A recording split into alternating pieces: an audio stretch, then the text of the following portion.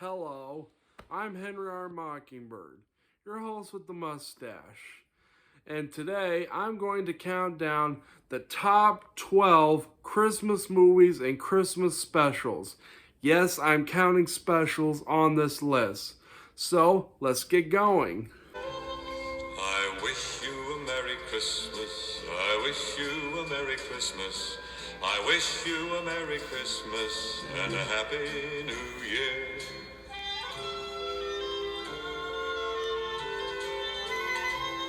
Oh, bring us some figgy pudding. Oh, bring us some figgy pudding. Oh, bring us some figgy pudding and bring it out here.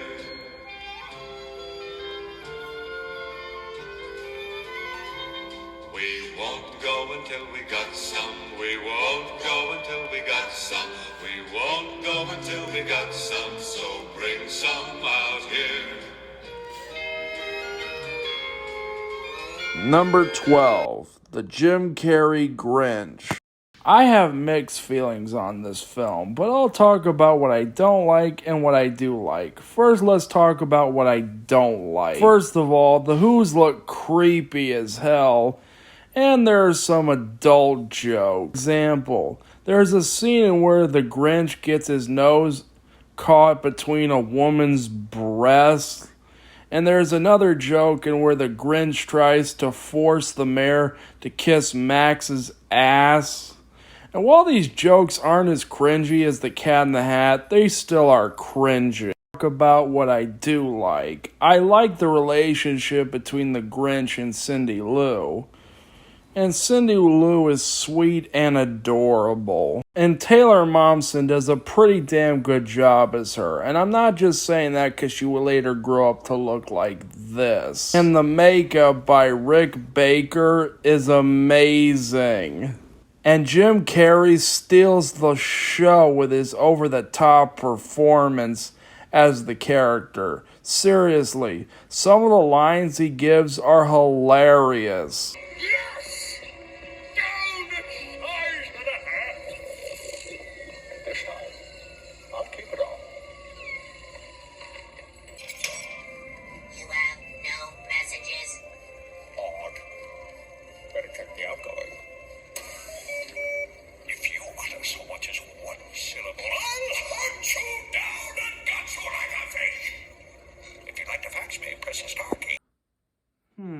I can't help but wonder if that's Amanda Hagen's voicemail. Hate, double hate, loathe entirely. Taxi!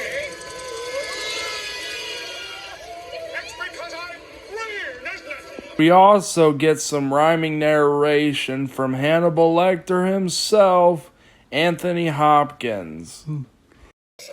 With some fava beans and a nice Chianti.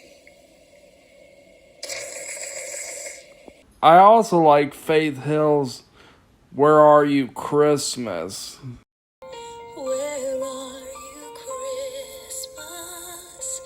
Why can't I find you? Why have you gone away? This version will never replace the original, but I'll take it over the bland, forgettable mess that was the Illumination Grinch. Number 11, Santa Claus is Coming to Town. There's a lot to like about this special. First of all, you have SD, played by song and dance man Fred Astaire, who gives his own rendition of Santa Claus is Coming to Town. Is coming to town. You better watch out, you better not cry, you better not pout, I'm telling you why. Santa Claus is coming to town. He's making a list and checking it twice. He's gonna find out who's naughty and nice. Santa Claus is coming to town. And then you have Burgermeister Meisterburger, who is such a silly villain. Seriously, who hates toys? And then there's the Winter Warlock, played by the great Keenan Wynn. And then you have Kris Kringle, who is one of the best Santa Clauses, voiced by the great, oh so great, Mickey Rooney. Number 10, the Chuck Jones Grinch. And now we have the original Grinch. You just can't beat the classics. First off, we have the Grinch, voiced by Frankenstein himself, Boris Karloff.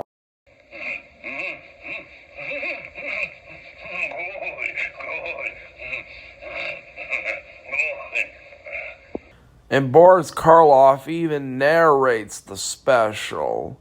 We even have the song, "You're a Mean One, Mr. Grinch." You're a mean one, Mr. Grinch. You really are a dear. You're as cuddly as a cactus. You're as charming as an eel, Mr. Grinch. You're a bad banana with a greasy black peel.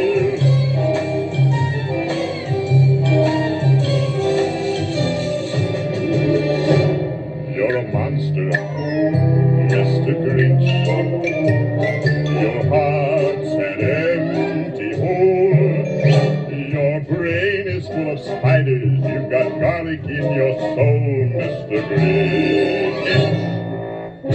I wouldn't touch you with a 39.5-foot pole. The song was sung by Thorne Ravencroft, who was also the voice of Tony the Tiger.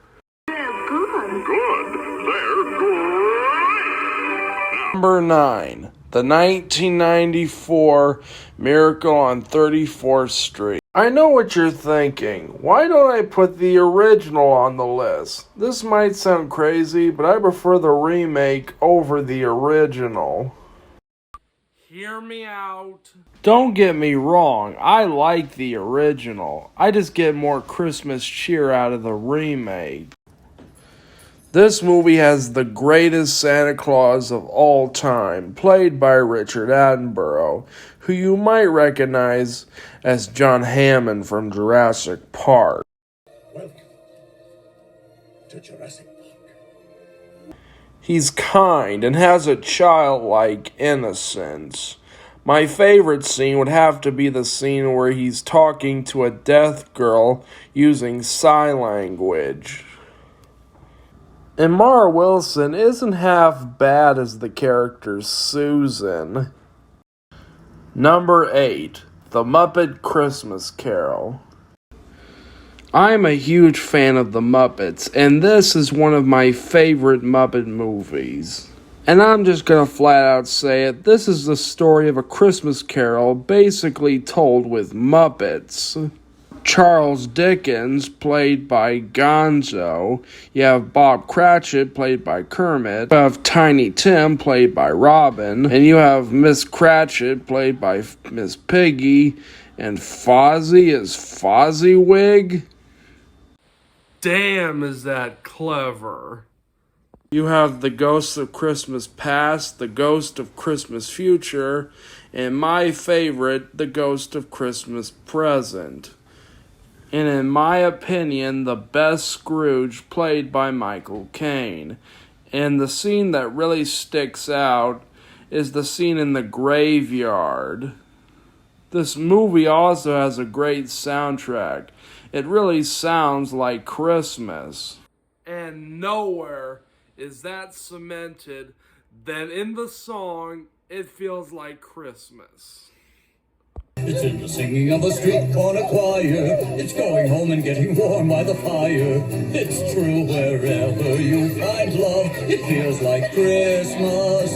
A cup of kindness that we share with another. A sweet reunion with a friend or a brother.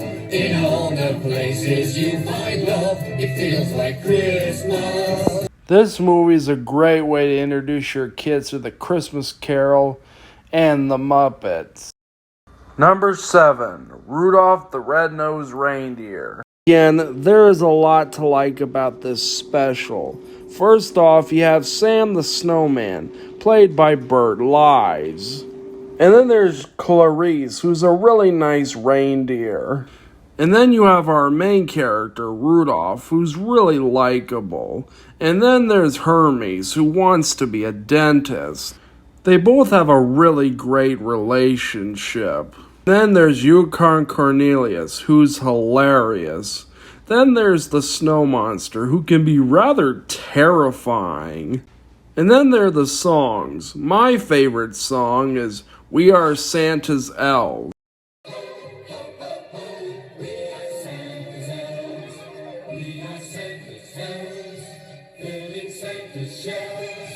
With a toy for each girl loyal, we are Santa's elves. We work hard all day, but our work is play. Times we try and see if we cry and we are Santa's elves. Number 6, The Polar Express. First, let's get the elephant in the room out of the way. The motion capture. Yeah, sometimes it can look good, but then there are times where it can look a little creepy. And there are some strange faces. But where the motion capture does shine is through its visuals. And they look breathtaking. Then there's my favorite character, the conductor. Boy, do I like this guy and his mustache. He starts out as kinda grouchy to the boy who keeps delaying their trip, but he is a good person. Later in the film, when they get to the North Pole, he starts crying. He's played by Tom Hanks, who also plays Santa Claus as well as the hobo Ghost. Then there's my second favorite character, the girl, who becomes sort of a leader later on when they're at the North Pole. But I would feel rather miss if I didn't mention that Michael Jeter, who plays both Smokey and Steamer, the conductors, tragically passed away. Did you know that Smokey and Steamer are twins? And that they have their own song? It's called It Takes Two.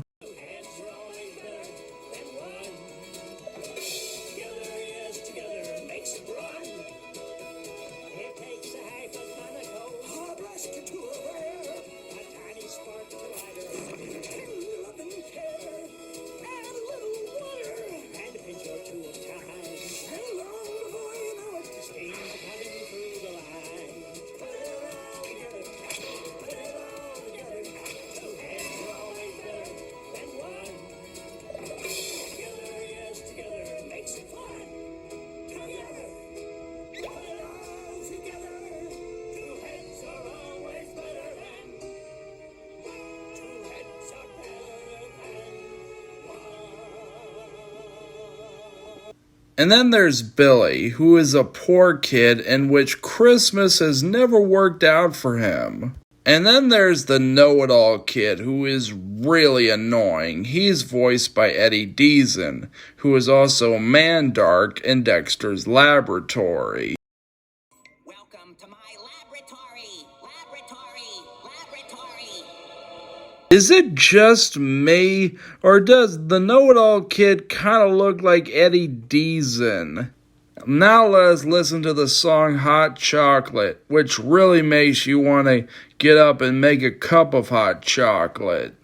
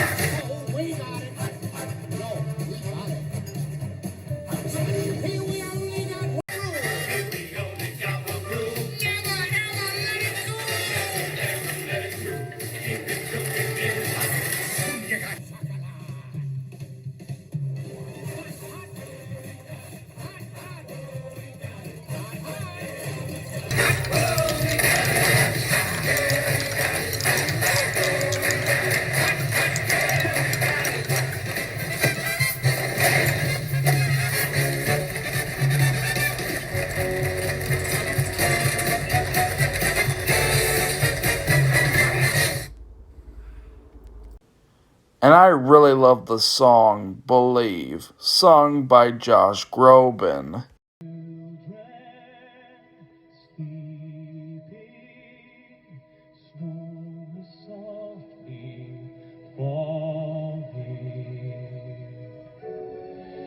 Dreams are calling like bells in the distance. We were. This song leaves a tear in my eye. It is so beautiful. Seriously, they should play this on the radio more around Christmas. The Nostalgia Critic did a pretty damn good review of it. If you like to see it, I'll leave a link to it in the description below. Number 5. Frosty the Snowman. What's not to like about this special? You have Jimmy Durante hosting it. The joke's on her. That gun wasn't even loaded. He also sings the theme song, Frosty the Snowman. Frosty the Snowman was a jolly happy soul with a corncob pipe and a button nose and 2 eyes made out of coal. Frosty the Snowman is a fairy tale, they say. He was made of snow, but the children know how he came to life one day. Then there's Professor Hinkle, who is the worst magician in the world. But he's also selfish and greedy and will stop at nothing to get his hat back, even if it means killing Frosty. And then there's the jolly Frosty the Snowman himself. He may be small on brains, but he's really big on heart. Number 4, A Charlie Brown Christmas. A Charlie Brown Christmas is one of Peanuts' best TV specials. There is a lot going on. You have Snoopy making a lights display. You have Charlie Brown shouting directions while everyone just dances. Lucy trying to force Schroeder to find the perfect Christmas song. Hell, even the image of the Christmas tree has become iconic, as it's been sold many times. Then you have this gem from horrible Lucy herself. I've been kissed by a dog. I have dog germs. Get hot water. Get some disinfectant. Get some iodine. Even the music sounds Christmassy. Listen.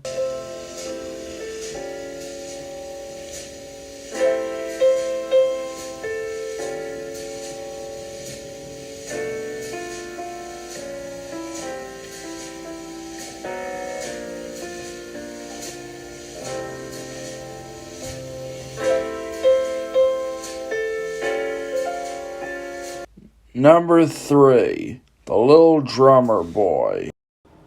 There are a few reasons why this special made it on my list. First off, you have narration by Greer Garson.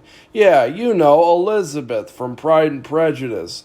Then there are the wise men, who are memorable and interesting in their own right. And then you have what is possibly the most evil character in any Rankin Bass special, Ben Haramid. He's basically the Stromboli of the special. But one thing he has over Stromboli is that he has a pretty damn good song called The Goose is Hanging High. The day is good and the wind is dry and the goose is hanging high. I can't work like other men do when the goose is hanging high.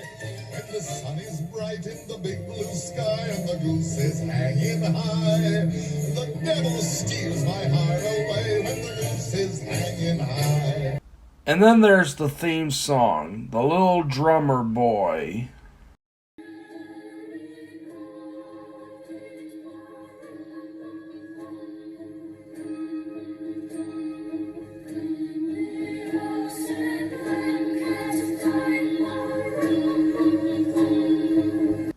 Number 2, Home Alone, and Home Alone 2 Lost in New York. The plot to this movie is simple but effective. The film is about some parents leaving their son Kevin home alone, while a pair of burglars named the Wet Bandits try to rob the place. He sets up a bunch of traps, and each one is more funnier than the next.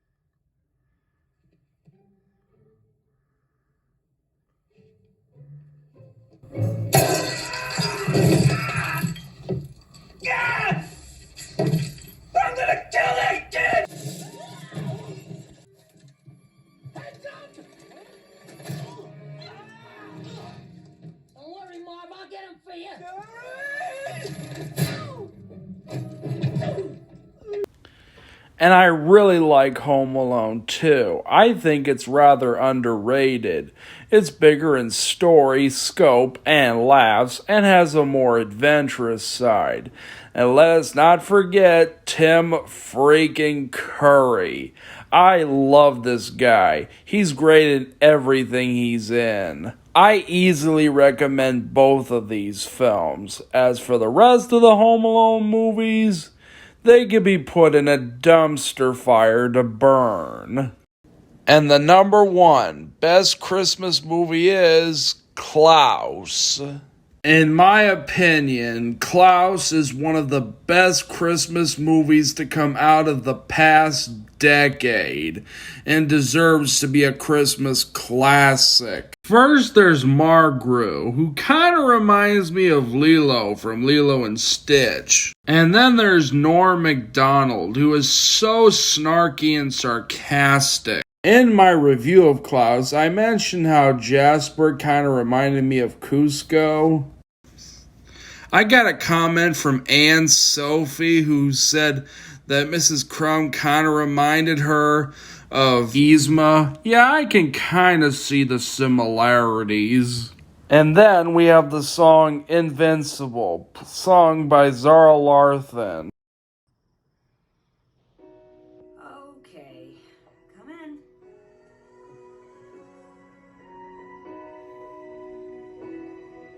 All right, let's get started. Who wants some hot cocoa? How many nights do you lie awake? I wish you in the darkest place? She said she'd like a boat. Really? No, that can't be right. Scratch that.